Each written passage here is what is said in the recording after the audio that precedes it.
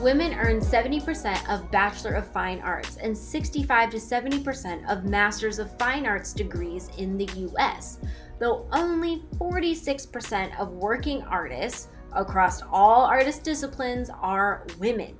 Surprise, surprise, right? Not really. Hey Slay Nation, it's Heather, co-founder of So She Slays, and for this episode, I got to interview two women, Arushi, an art gallery owner who has offices in London, India, and now LA, and Lindsay Dawn, an insanely talented artist whose work is absolutely stunning. Even the GOAT, LeBron James, has her artwork up and on display. Myself and our director of brand partnerships, Danny, had the privilege of attending the opening of Arushi's gallery here in LA, which also happened to be the opening of Lindsay's new show, Lawless Refections.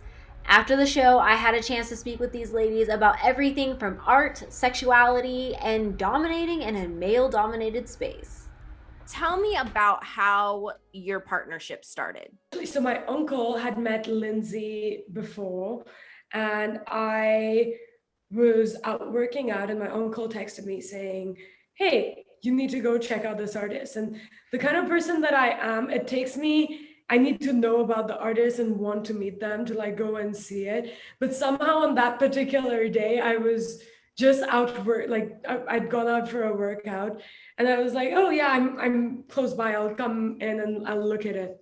I looked at the piece and I was like, wow, it was mind blowing how interesting the piece was in terms of when I looked at it. I had so many different elements coming out to me, and all of them were sophisticated and mature elements. So it wasn't like a bunch of hodgepodge on a canvas. I told Lindsay, where do you sell these works? And Lindsay has been a trained and very successful portrait painter for many, many years. And she said something along the lines of like, portrait painting, I'm really good at, but it's not my passion. This is my passion and I like it. And I said, great, I like photo this much better than a portrait of a person hanging out in his house. And that's actually our very first interaction. And then from there, she started sending me images, and a couple of people picked up the artworks. That gave me a lot more confidence in her work. Then I remember we had a sit-down meeting with her assistant, Lizzie, that is also a really big part of our team. And we were just talking about how we can put this show together. We got a couple of ideas together, and we basically said, let's go ahead and start making the pieces, and then we'll see how it goes. So Lindsay started sending me some pieces that she made, and they were really good. We ended up selling those pieces anyway. So we were back at the first step, and then we sat down again and chatted about it and saw what exactly we want to put in the show, what the story would be about the show, and that's how it basically started. In terms of her solo exhibition, which is also now almost sold out. Oh my gosh, congratulations, Lindsay. That's awesome. Yeah, it was crazy. It definitely was crazy. It was like a series of events that were just like, honestly kind of surreal to me, because, you know, it's like I worked so hard at trying to like develop a style for myself that I'm confident in and everything, and get away from portraits. So to find somebody who believed in me just as much as I believed in myself was like unmatched. So describe to me, and for everybody listening, your style of art. I would describe my style as contemporary with aspects of figurative work and street art. Definitely. A lot of my influences come from contemporary artists and some street artists, or like, I guess more modern, like pop artists type thing, like Yo-Yo Ikusama, Tracy Emin. But yeah, I've been painting the female body since I was in like high school. That was always just my thing. I don't know why. So then when I got the chance now to like really just work on it and master like how I want to express myself through the female body and through the abstract aspects of my work and through, you know, the street art aspects of my work and stuff, it's definitely been exciting and challenging. So being young, being women in general, a lot of people don't know that the art world is kind of a male dominated industry. I mean, if you're not involved in art in any way, shape, or form, I don't think that mainstream media or regular everyday people know just how much the industry is male dominated. Now, I'm going to read this quote from the Smithsonian Magazine. I did a little research because I was curious. And the quote says, an analysis of more than 40,000 works of art detailed in 18 major US museums' online catalogs found that 85% of artists featured are white and 87% are men. Mm-hmm. So that kind of paints a very clear picture of just how male dominated this industry is. Mm-hmm. I have a few questions on that. How do you feel about that? And what are you doing to combat that? Okay, well, this is a very heavy question that I have received a lot of times. Definitely. I mean, the art world 100% is male dominated. How do I feel about that? I mean, that's stupidity in my head. Mm-hmm. I think things are changing, not fast enough, but they are changing. There was a time where you wouldn't find a lot of people in acquisitions committees of museums. You wouldn't find a lot of females in acquisitions teams in museums. You wouldn't find a lot of females as heads of museums. And if you go and see and look around today, I can guarantee 80% of the people who are curators that are running museums are male. I think in the last year, the trend has changed.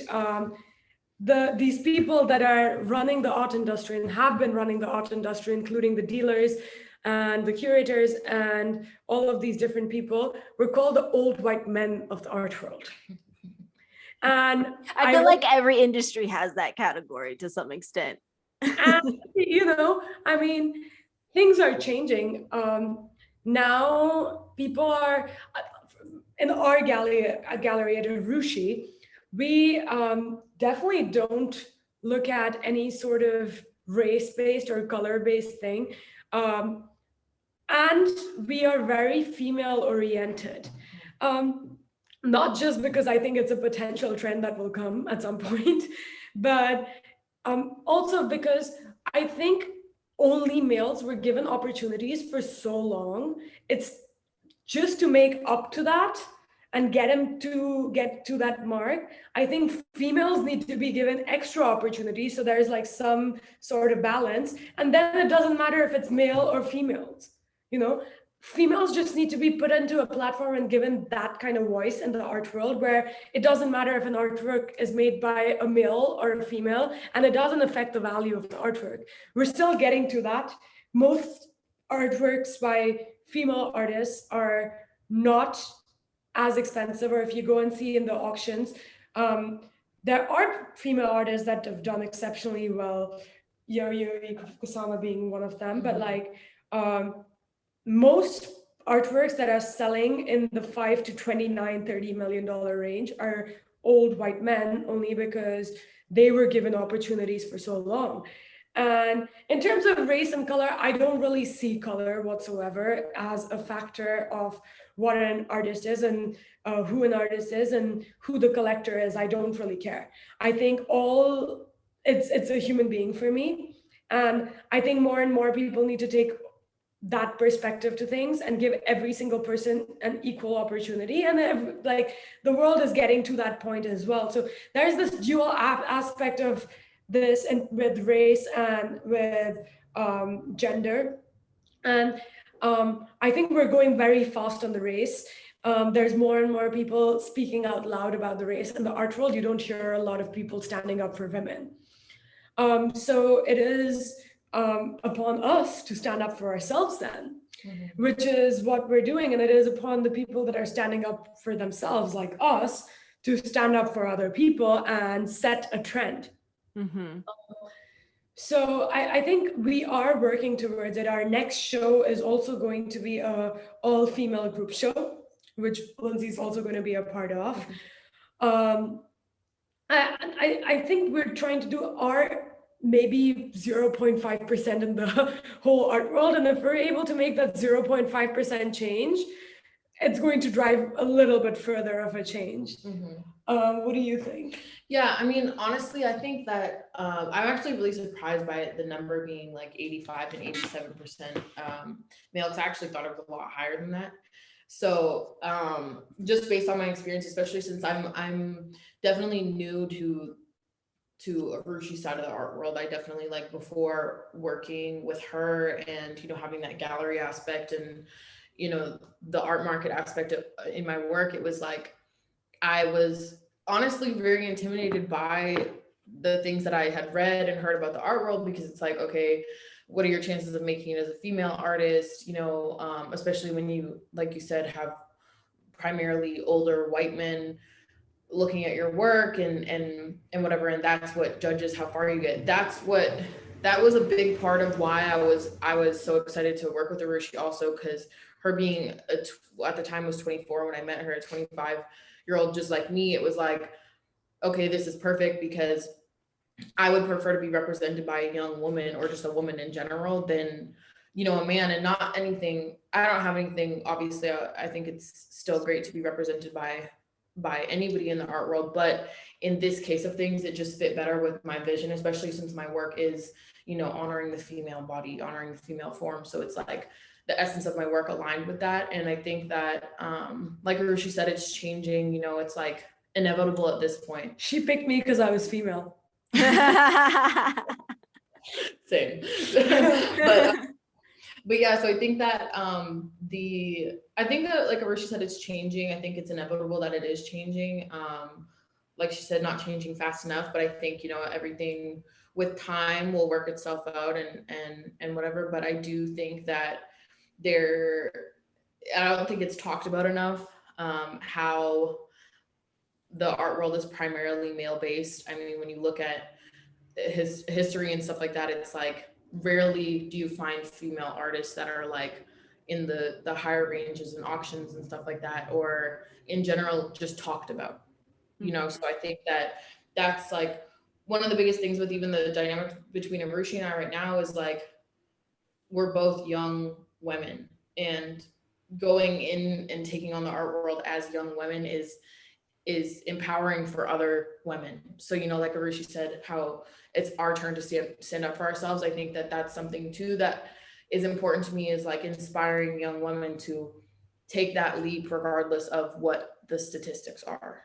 So yeah, that's beautiful. And I mean, oh my gosh, I mean, I could sit here and talk about this for like days upon days of, you know, trying to, you know, I guess give platforms to other women's. I mean, that's kind of what So She Slays does, you know, that's the reason why we exist, is to give platforms and voices and, you know, reach the masses on that type of level, to share these types of stories. Because yeah, like, I mean, I don't think a lot of people know about the art world.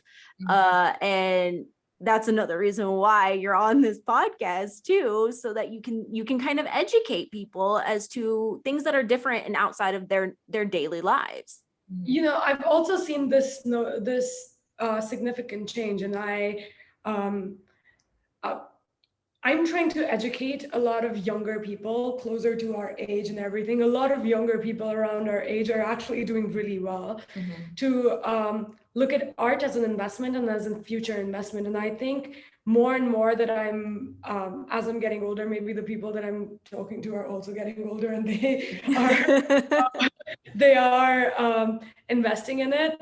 But like, I think I'm seeing this change where the art world, instead of being a world for the rich and a world where only the rich could play, it's opening up more and more towards everyone. With Corona happening and people being at home, we saw the prints market really blow up last year. So a lot of the prints were going into auctions and everything. And the prints were usually for just masses to keep, but now they're becoming auctionable assets. So like, I think as we're spending more time in it, younger people are buying artworks as an asset to keep for 3 to 5 years and more longer. And just like they would buy a property, they're buying an artwork, which is very good, very good for us to see. I think for our show here in particular too, I think a lot of the demographic of the people that bought the artworks were under 40, which seems That's old. amazing. It's No, young. that is amazing. Yeah. Yeah. Lindsay, I want to talk about your show a little bit more. So we kind of talked about your paintings. You said you've been painting the female form since high school. One of the things, and we kind of talked about this when I actually went to your show, one of the things that definitely stood out to me was the fact that one, all the female forms are your body, and two, even though the world and media, society, men, they like to paint women's bodies through that type of male gaze perspective, hypersexualized and all that kind of stuff. Someone could say that about your paintings, definitely. But I think I'm almost inspired by the fact that you're owning your own personal sexuality, since these are all your body. Yeah, I think it's funny because a lot of people actually like tell me that my work is very sexual, and through my point of view, I don't feel that way. I think that's because the way I look at the female body is not like hypersexualized, so I think that that's something. Even I had somebody tell me at the show like, oh, I thought that the artist was male because of the way the bodies were painted, and I was like, Huh? okay. Yeah, I'll be male if you I want was me to like, be. you know what? I'm just gonna we're just gonna go. Okay, all right. I was just like, well, that makes no sense at all. But okay. So because it's like I think people feel that, especially looking at my work, like if you don't know that I'm painting myself, like I definitely get a lot of people saying that they feel like my work is hypersexual or whatever. And I think that, that's one of my intentions with painting the female body and adding other aspects to my work and not it just being a female body is because to take okay, so for example, if somebody looks at my work and is like, this is amazing, this is beautiful. Yes, in terms of like the male gaze and stuff like that, sometimes, it's like, I have my body is curvy and the way I paint my body is curvy. I'm not going to like, take away from my interpretation of myself. If you can look at that and be like, oh, this is art, it's beautiful. Then when you see when you see a girl nude, it's not like when people think like, oh, this is inappropriate or it's sexual. I don't want to like go too far into that, but people look at nude women as hypersexual. So you can look at my work and take the hypersexual aspect out of it and look at it as like, wow, this is beautiful, it's art. Then why can you not look at women the same way? I think for her collectors, it's also very interesting, particularly because if you put that painting up, right? And it's a conversation piece because then people are going to be like, oh, you put those nude bodies up, and I think even through her work, her collectors obviously don't see it as hypersexualized or even if they do see it as sexual, they don't see it in a negative light or a dirty light. So like if they put it up, they can also like explain to their friends or peers or anyone who's looking at it that no, like, I mean, this is normal. Have you never seen a female body before? Yeah. I mean, and normalizing it. Yeah. And I think that that's part of, my, I guess, voice as an artist is, for me, it's like giving a different view of women in my work is something that I've always been driven by. Even Arushi said to me one time that, like, if someone tells me to stop painting the female form because it's not whatever, don't, and that was like really important because, like some of my pieces, don't get me wrong, don't have the female form in them. And that's usually because they're rooted in places that come from me that are either like childlike or from like memories or points in my life that had nothing to do with me trying to express women and stuff like that. Like one of my pieces in this collection is about literally myself as a child. So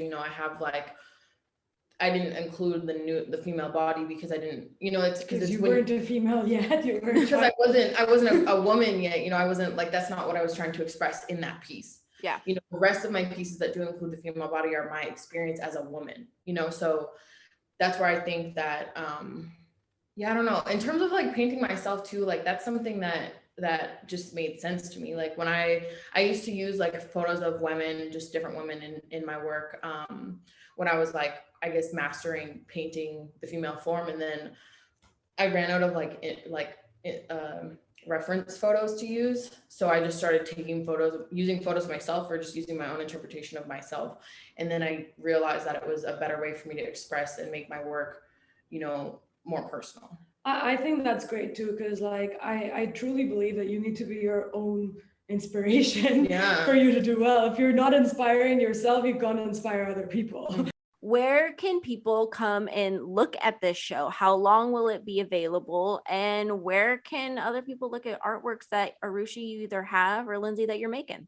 So this particular show is going to be up until October. And it is in Echo Park. It's 1243 West Temple Street. You can find the address on our Instagrams, or her Instagram, or my Instagram, or online, a lot of different places, to see this particular show, to see more artworks and to acquire more artworks. They should reach out to either Lindsay or me, either of us. When you reach out to Lindsay, you still reach out to me. Yeah. So either way, reach out to one of us, and we will get back to you with the artworks that are available. As I said, the show is almost sold out, and we're already taking commission. So she's a busy artist. Busy. But Awesome. But yeah, you could reach out to us, and then we can discuss, and we can go from there. Mm-hmm. And Lindsay, how do people stay up to date with all the great things that you're making? Through my website, through my Instagram. I have 2 Instagrams. I have like my personal, where I post more like my life and stuff, and then one which is just primarily my artwork. So I actually, like with this collection, for example, I actually didn't post anything other than like the date of the show until the show, because we wanted to keep everything kind of exclusive until the show opened. In terms of the pieces that I'm making for, future, I definitely do keep some pieces just archived, just for like, sometimes I'm not ready to show something yet, but reach out. I'll reach out. Otherwise, like I do post like sneak peeks to stuff. Sometimes I post my work when I finish, on my Instagram. So that's probably the best way to do it. If you haven't done so already, go check out Lindsay Dawn's work on her Instagram. It's amazing. You can find her at It's Lindsay Dawn, and also check out Arushi while you're there at Arushi Gallery. If you want more on our interview with these lovely ladies, head on over to SoSheSlays.com.